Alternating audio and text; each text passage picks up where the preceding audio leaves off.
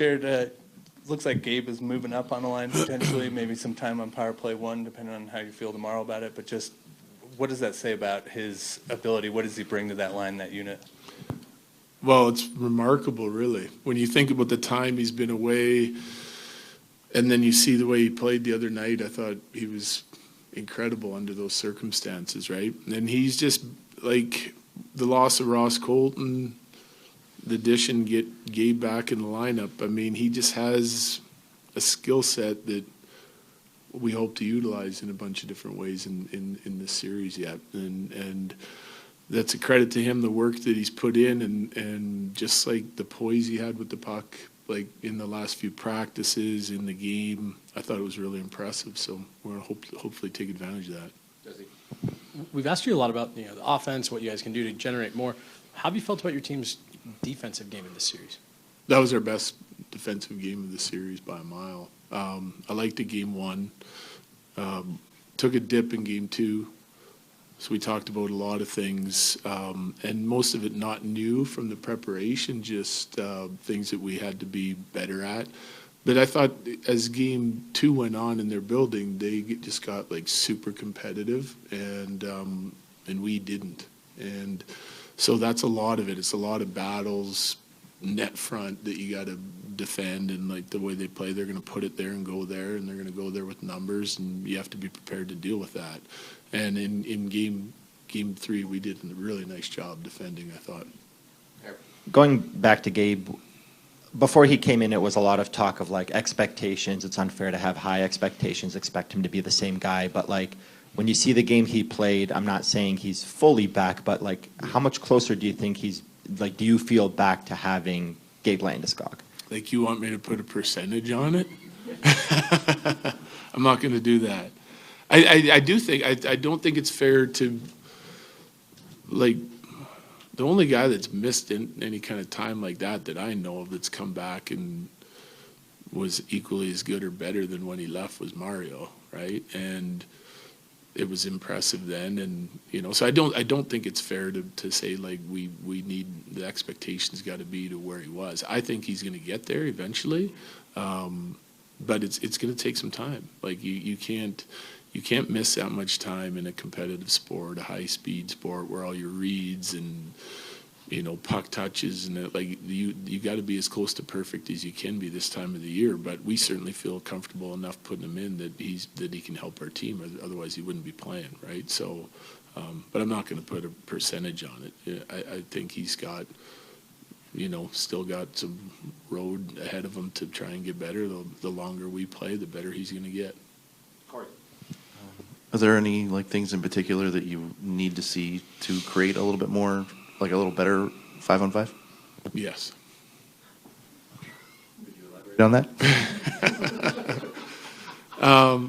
Yeah. So it's creating the offense in this series is there's challenges on the defensive side of it too. I just think we've done a really nice job for the bulk of the series in that, or especially in game 3.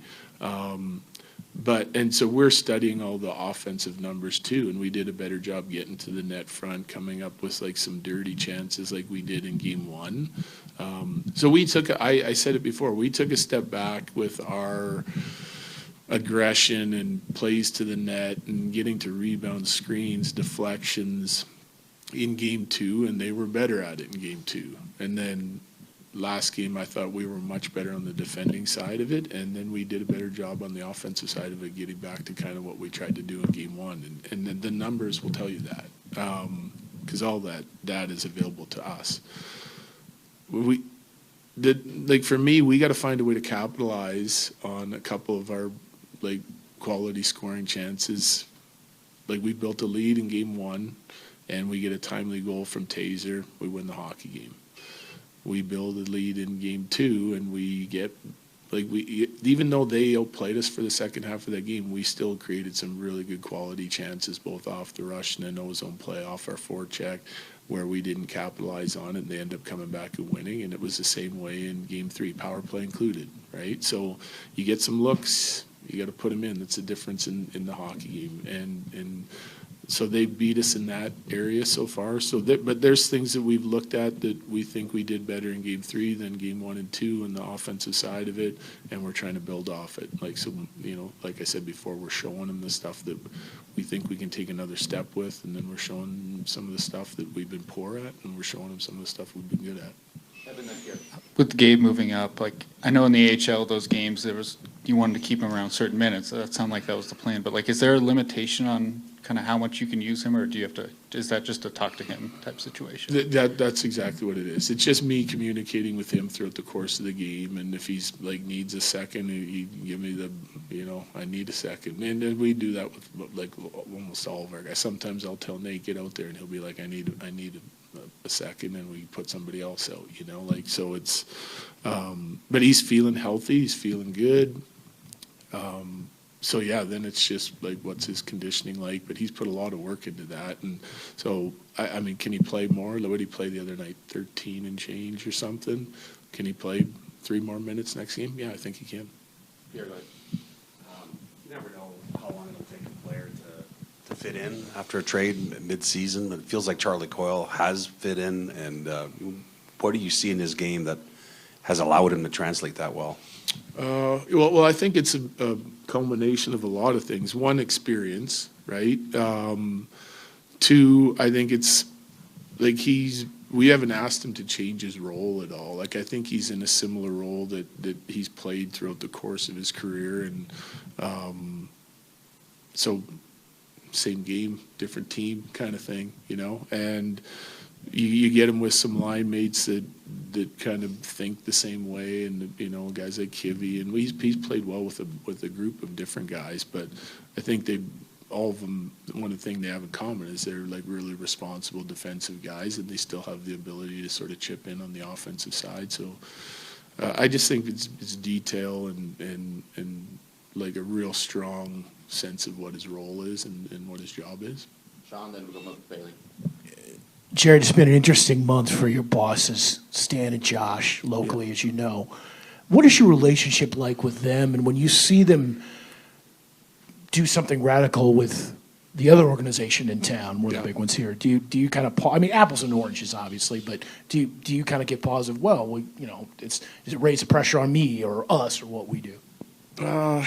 Well, so relationships, great. They're obviously busy people, so we see them every once in a while. And when Josh is in town and he's around, I talk to him. I talked to him right before the playoffs, and but he's really supportive. He gives you good insight. Like, they're terrific owners, no question. I think, no one's going to put any more pressure on me or on our team than we put on ourselves. I think we've got high expectations, have for a long time here. So I don't really think about that a lot. Like, if I see a good coach get let go, things aren't working, happens all the time. I understand it's a business side of it. There's a personal side to it. I know they really liked each other and liked him, and you sometimes have to make a change, and that's the business. But like I said, I think the pressure for us comes from, it's internal, In a game like Wednesday with that big return, is there a message that you're kind of emphasizing with your guys on managing emotion versus the focus on the game, and finding that kind of balance and not letting one versus the other, enjoying this emotional return, he's back to hockey, versus yes, we still have a job to do?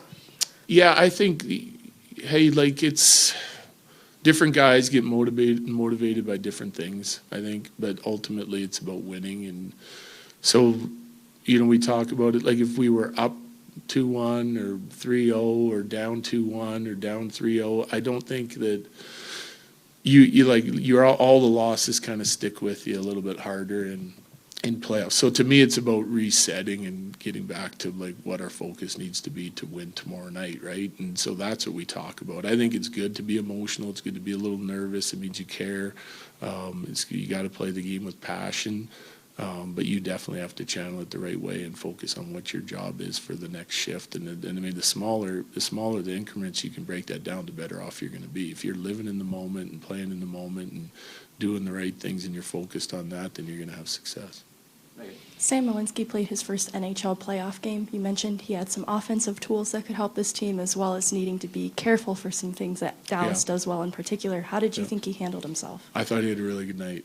Yeah, I really liked his game the other night. So, in the first period, he comes out, he gets a couple shots through from the point. He had good ozone blue line movement. I thought he did a nice job moving the puck out of our zone, neutral zone, simple but effective.